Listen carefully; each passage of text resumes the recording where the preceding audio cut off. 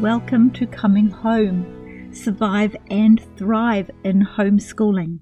I am Christine, and today I am interviewing Penelope and Rodney.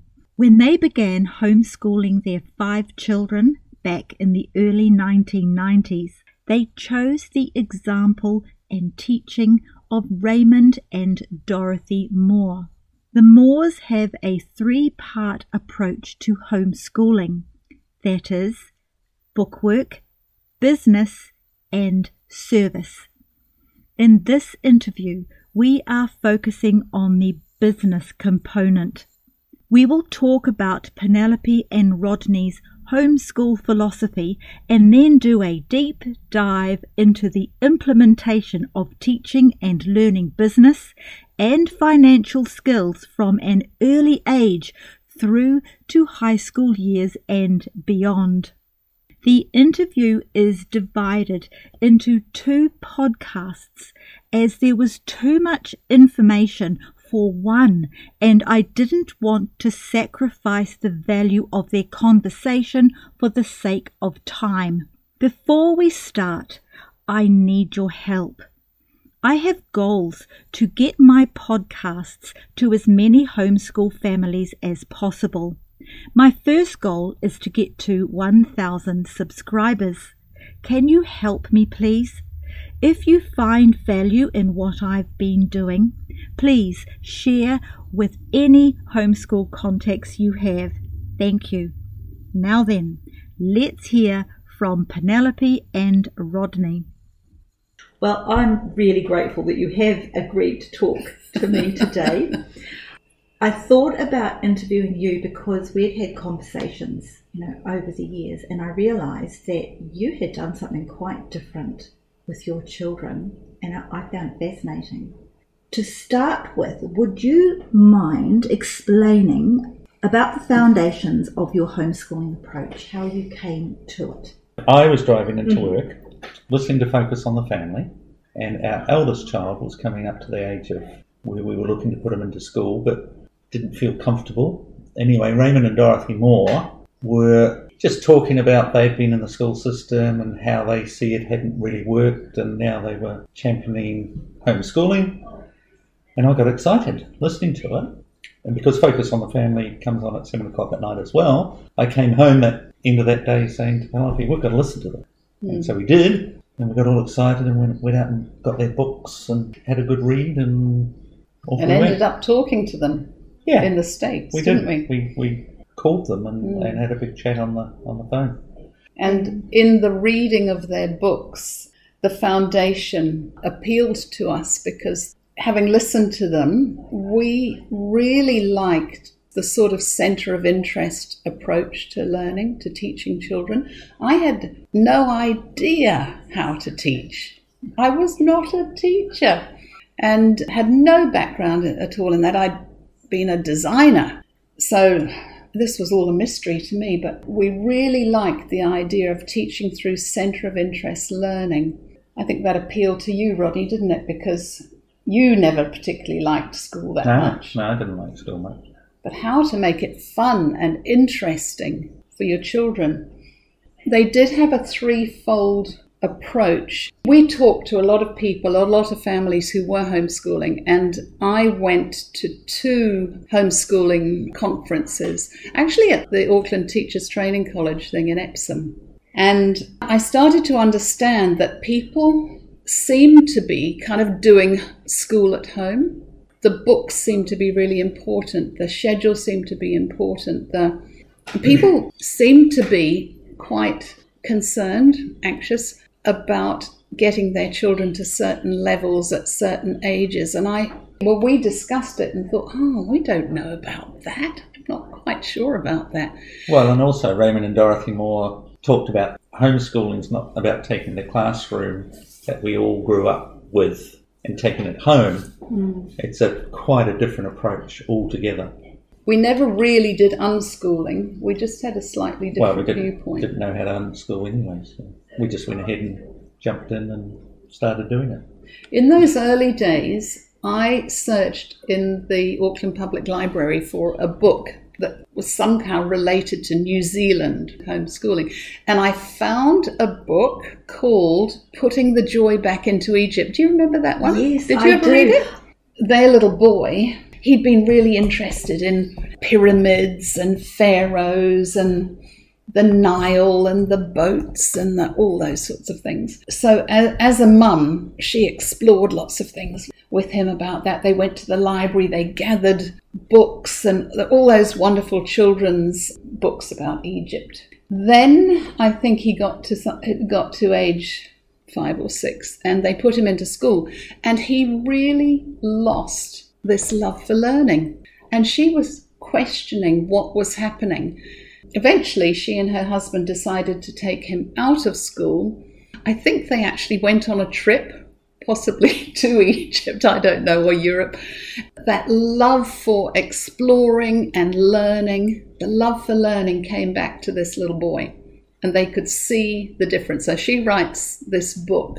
That cemented our idea about the centre of interest kind of learning, getting our children involved in what they were interested in and encouraging them, putting the resources in front of them to be able to do that and enabling them. So, writing a sentence about what you're interested in is much better than having to write a sentence about something that you are really not interested in. And isn't that just the privilege of homeschooling, is that we did get to do that? Take what a child was naturally interested in, and then suddenly their education was based around that. And they didn't even know they were learning. It was so natural. Exactly. And the other thing that was at the basis of our philosophy of education was each child is different, and the education, the learning, is going to have to be suited to that particular child. It's like going to the doctor. You can't be treated in the same way that everyone's treated.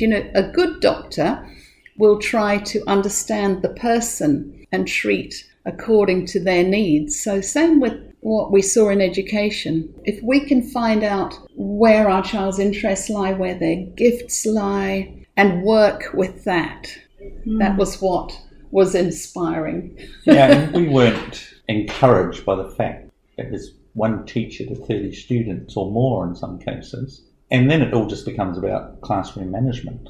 Whereas we had a classroom of 5 with one teacher. And so there was plenty of one-on-one between the teacher and the student. You'd be lucky if you were a student and you got one-on-one once a month with your teacher in a classroom situation at school. I have to say, though, there were some moments, weren't there? And I can remember, do you remember when we actually took 3 months off homeschooling completely? Because I was just about going spare I think I must have got into that trying to do everything mode. Trying too hard, I think. But anyway, 3 months the homeschooling didn't stop because the kids just kept on learning. So. Of course. And the only thing we did basically in that 3 months is we read. We read aloud. Heaps of reading aloud and lying around and so it didn't stop. Walking in the bush. It changed, yes.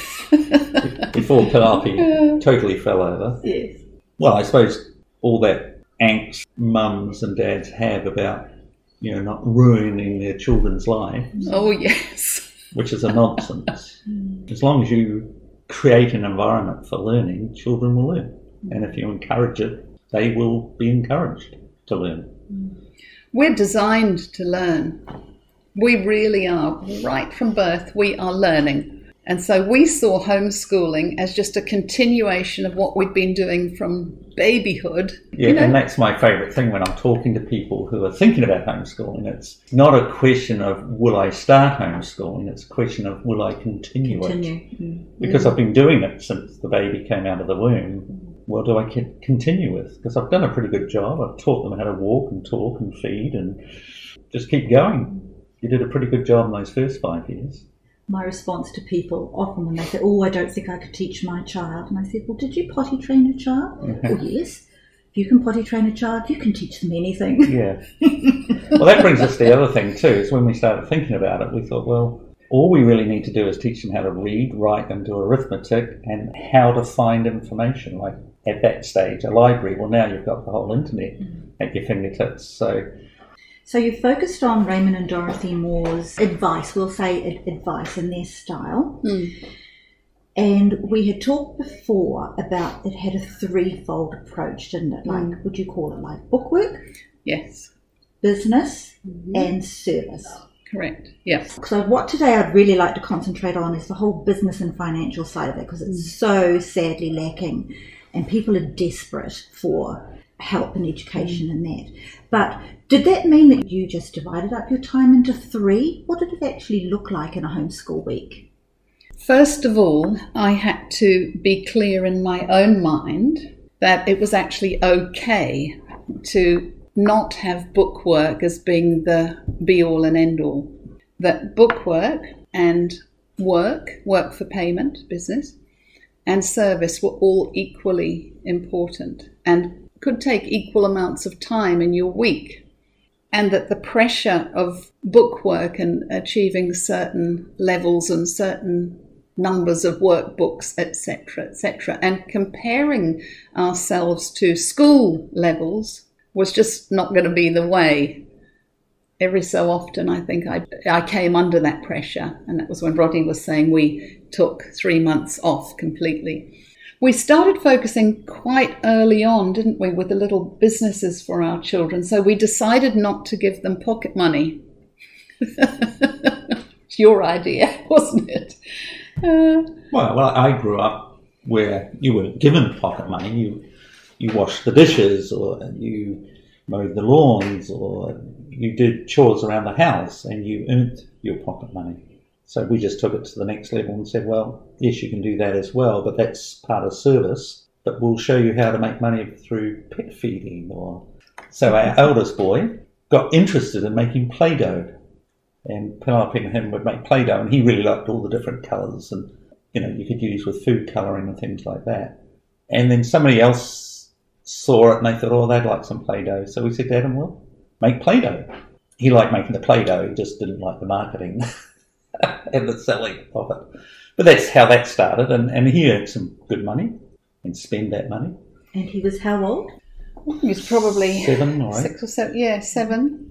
Yeah. We had an old Kenwood chef mixing machine, you see. So he liked working the machine and all of that sort of thing. Yeah. I helped him with other stuff, getting it into the pot and finding people to sell it to. And we made labels and delivered it to people.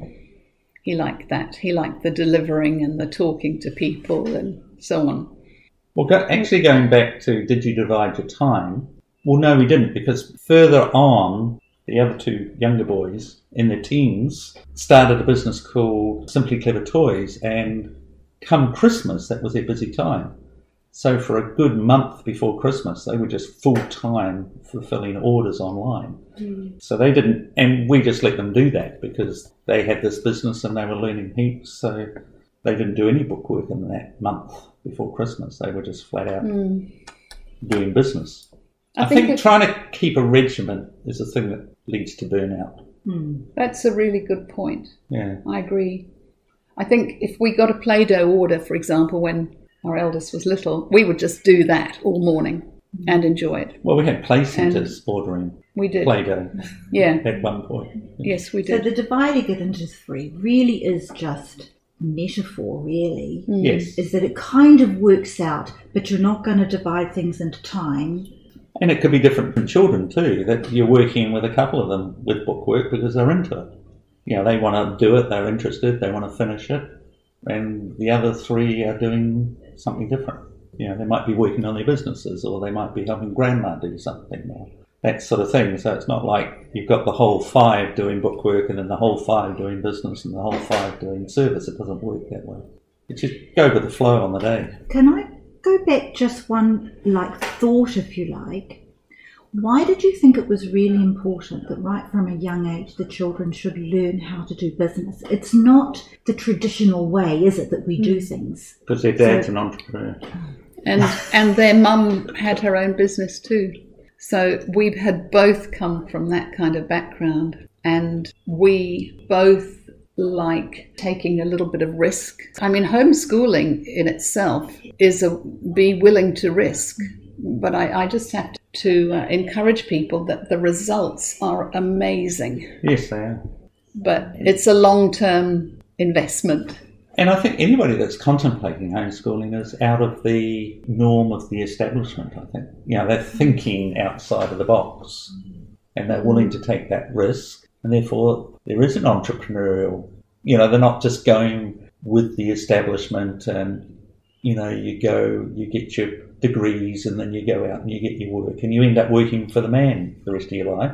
Nothing wrong with that if that's your temperament. But I think a lot of people where it's not their temperament, but they haven't been taught anything else. That's the only way you make a living.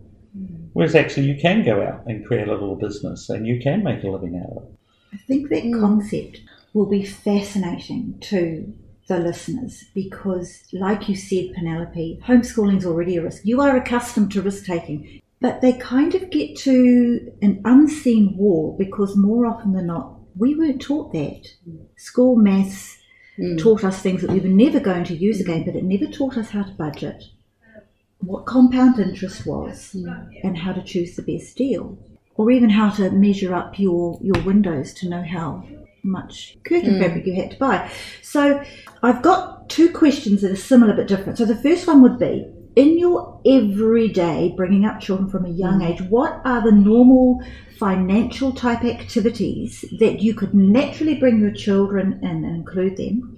And then closely related, what are some more ideas of little homemade businesses, you've already alluded to one, that families could just naturally starting to think of, because it's taking that extra step that I continually notice is the blockage. So first question, everyday financial help for your children. Secondly, the nitty-gritty. All right, shall I just look at the younger years? Supermarket. Well, that's what I was going to say. Yes. Supermarket. Because we had 5 children, twins, the last ones, a trip to the supermarket was a big affair. It literally did take us about 4 hours. So that was, I viewed in my mind that was a maths trip. And I had done a little bit of preparation before that. And in fact, Raymond and Dorothy Moore had a little book about what you can do in the supermarket for different ages of children.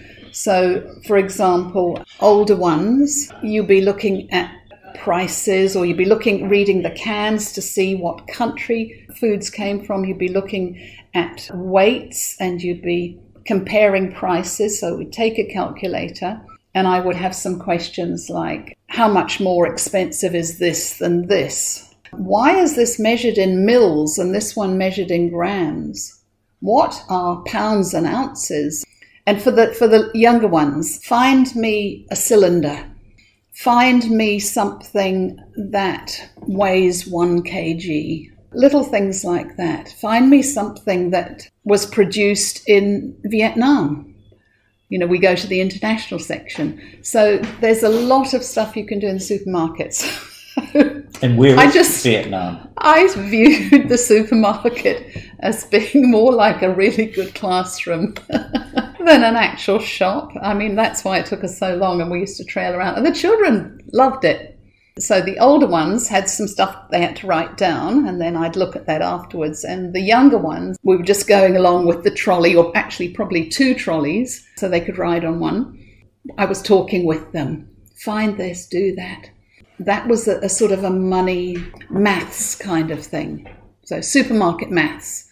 But also because the family sort of stood out, all the staff got to know them, and so it was a social event as well, welcome them all. No, they did. Yeah, they were very kind to them. It was just a bit funny if one of them happened to have a bit of a tantrum on the way through. How very normal. What else did we do for money? So in the younger years, I think with our eldest one, we started looking at the bills that we get in the house. So this is in the day when you got paper bills, right? You printed them out. So we would look at the bill and we would see how much things like electricity cost. We talk about those things. That leads into another... Okay, we had another business that we started with our children because we used to try to buy in bulk because we had 8 altogether with my mum living in our family. So we started looking into how can we buy that? How can we do that? But when we started doing that for ourselves, other people said, oh, can you get me a 10 kg, or can you give me 2 kgs of almonds, or can I buy that from you? So we thought we'll start up this little business. We called it Happy and Healthy. That's what the children wanted to call it. I think it was just once a month. We used to buy, for example, a 20 kg bag of almonds. We'd put it on the table and we would weigh all that up into bags. So they learnt about weighing and measuring. And I had to check that because there were a few mistakes. And then we worked out the prices. So you had to divide the bulk price, and then you had to divide that into the quantity that you were selling. And then you needed to have a little bit of profit. So this got us talking about this because our children were getting paid a certain amount for their work that they put in. Per hour. So they had to learn to calculate that. So it was very real life. And then we had to deliver all these things to the people who'd asked for them. And we had, how many families did we have involved in that? Yeah. About 15? I think it was about 15, yeah. And then did you sell that business, or just the time was right so you finished it? Well, I was getting pretty fed up with it after about 8 years or something, and so were the children. Then what happened? Well, the global financial crisis, 2008-2009, our consulting business took a real downturn. And so we had to find other means of income. So I took Happy and Healthy online, and it went really well. Advertised it all over the country, didn't we? Yeah, and got a Trade Me store going as well as a website. And we sold it about 3 or 4 years ago and went for a trip to Europe for 5 months on the proceeds. So that was nice. So that turned into a successful commercial venture from a homeschooling project, basically. That the family all not only joined in on, but learned a lot from. They got fed up with it though after however many years it was. They liked earning Happy the money. and Healthy, Mum. They liked earning the money. Yeah, they did. But other ways, because we had a 10-acre property and we had cattle on it to keep the grass down. And Dad used to buy the cattle and feed them for a couple of years and then sell them off and make some profit. And then in 1 year I thought, well, okay, maybe because the children they were learning to save and they had some hundreds of dollars in the bank. So we said, well, why don't you buy one of the cows and then look after it for a couple of years and then you could double your money in 2 years' time. I just have to say that was a really interesting point because having saved several $100s, that was a challenge because weren't loath to then spend that money to invest in something bigger. So that was a learning thing. Yeah, because a calf would cost about $500, so that would clean out 1 or 2 of their bank accounts. But anyway, they did it, and we did a home kill, and they learnt to pack it all up and find some homeschooling families that wanted to buy meat, and they sold it, and they more than doubled their money, actually. They did very well. But Dad was there, and that's the biggest thing. I think as a parent, you've got to be there as a coach and an encourager, and if you're there alongside them, helping them get something going, and then once they've got the idea of it, to sort of let them make their own mistakes and start to figure things out themselves. But I think that initial, just not doing it for them, but actually being there and being involved. We can laugh about it now, but do you remember that one of the cows that they bought fell in the river? And died. And drowned. And so that was it. That was $500. The big investment was gone. That was $500 down the drain. That must have been hard. But a realistic illustration that sometimes when you invest or something, it doesn't always work out. Yes. It doesn't work out. Well, unfortunately, they had 2 other cows. So they didn't lose any money on that. They divided that up, didn't they? Well, they lost the 500, but they made it up on the other 2. That was good for me because I got involved in homeschooling. Actually, as in the teaching. That was the point where you really got involved. Yeah. And I had been more of the day-to-day person and using Rodney as a sounding board and a support to prevent myself from going spare at moments. Well, Dad worked from home as well in his office up the driveway. Yeah. This is your father? No, me. Oh, you. Dad was up in the office, and now Dad would turn around and see a sheepish child standing outside the door who'd been sent up by Mum to the principal. Oh dear, I can't deal with this one. Oh dear. There was some fun times. Yeah. So there's a lot of education to be had, just even in learning what it is to run a business. And then again, the whole privilege of homeschooling factor kicking in is that you get to start a business when it's the right time, but you also get to stop it when it's the right time. Or sell it. Or sell it. The two younger boys, we gave them one of those little model helicopters you fly around in your lounge inside. Anyway, he thought that was wonderful, and on his own bat, he went online and found he could buy them from China. And he came to me and he said, "What if I bought some of these and sold them on Trade Me?" And I said, "Yeah, that's a good idea." So he bought a half a dozen, got them in, put them on Trade Me, sold them. His brother, who was a couple of years older, saw this and went, "Hello." So he went and bought these things called buckyballs, which are little magnetic balls you can make shapes and things out. And he got some of those in from China and he sold them on Trade Me, and Simply Clever Toys was born. And so they started looking for all these other things that they could sell on Trade Me. So they got a Trade Me store going, and then they made their own website. So how old? They were 14 and 16. And I was just there in the background coaching them and asking questions. And anyway, they built this into a substantial little business, online business, and they sold it for $40,000 when they were 16 and 18 and went out and bought cars. I have to say that in their teens, that was really good for them because they were so interested in it. And part of the fun, and not only did they have the website that they built, but they had to make videos to go onto the website. And this is what made Simply Clever Toys, the toys, appealing to really people. Popular, yeah. Because they would make a funny video, so a humorous video. And the interaction between these two sons of ours was very funny. They both could act, and one of them particularly was interested in camera work. And so he was developing that on his own. See, all these things were being learnt. This is like the teaching through centre of interest. And the other one was really good at script writing and acting. They made these little videos to put on their website that went with the toy, that basically sold the toys. And they wanted kind of clever toys that they were interested in owning.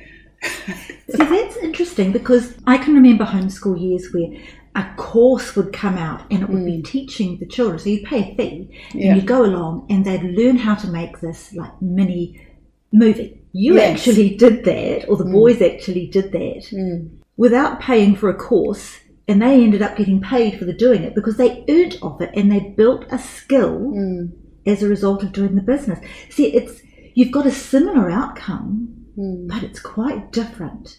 And I think that's where that whole way of thinking as a homeschooling parent, if you're not used to that kind of thing, you keep coming up against this invisible wall. Our son got to know your two boys at around that time in their early teens, and I remember him coming to me going, "Mum, did you see what they're doing? Can I do this too?"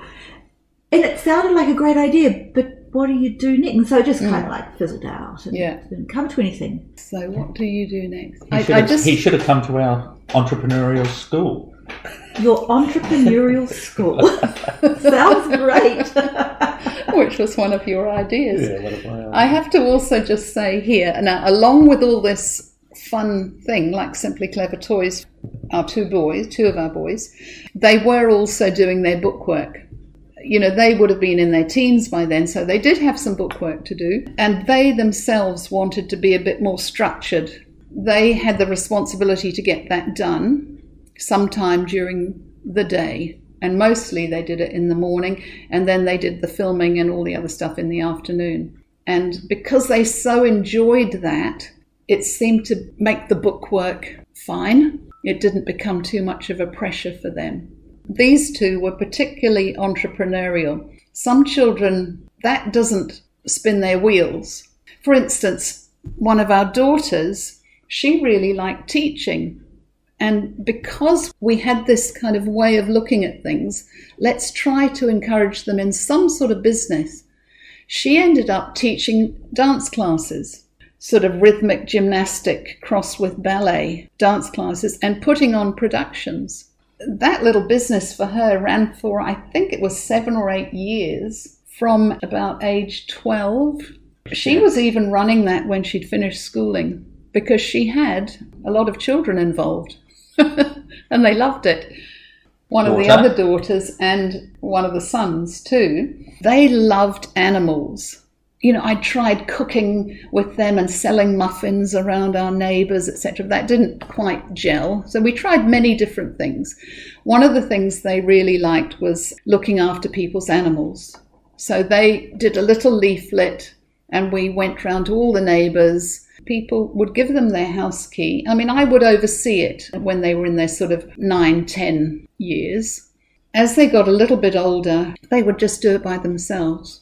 We lived in a semi-rural area, and up the road, you know, we had somebody with a 10-acre block who had emus, sheep, peacocks, cockatoo, rabbits, and probably a few other things too. You know, that was an amazing job for them. Getting paid for having fun. Yeah. And also building an experience with a lot of different animals. And people, having to relate to people, having to ask for your payment. That can be a bit scary. Having to tell people how much something costs and not undersell yourself. That's actually a lesson to be learnt even as adults, isn't it? Going on from that. And how to do the job properly and completely and be responsible and not just allow them to get away with a lower quality job because they're just kids. No, yeah, exactly. Okay. All really helpful things to know. Any other little businesses that you can recall that your children started, and what didn't work? One of the things that didn't work is one of our sons, who loved animals, wanted to see what it would be like to work at the vet. And he managed to persuade a local vet to take him on. I think he would have been 12 or 13, perhaps. Yeah. That, in the end, didn't work, a variety of reasons. Yeah. He saw in the end that as much as he loved animals, he didn't particularly love the environment in the vet world, because that really wasn't what spun his wheels. Good way to find out, though, rather than go through that whole enrolling, paying fees and finding out it's not. And 5 years or whatever it is to get your degree. Because that is what he thought he wanted to do. And that'd be a shame, wouldn't it? You go through that whole learning thing and you spend all that money and then you get out into practice and find out it wasn't your thing after all. That makes me think of something else to ask you. In the past, I've dealt with, do you actually need to go to university to be able to build a career? In your family now, looking back over the years, it sounds to me like they've all had a very good grounding, basically, in how to make a good business. Did many of yours go to university? Well, the 2 girls went into university and they really enjoyed it and thrived. And in fact, one of them is now a doctor of business and is lecturing at Auckland University.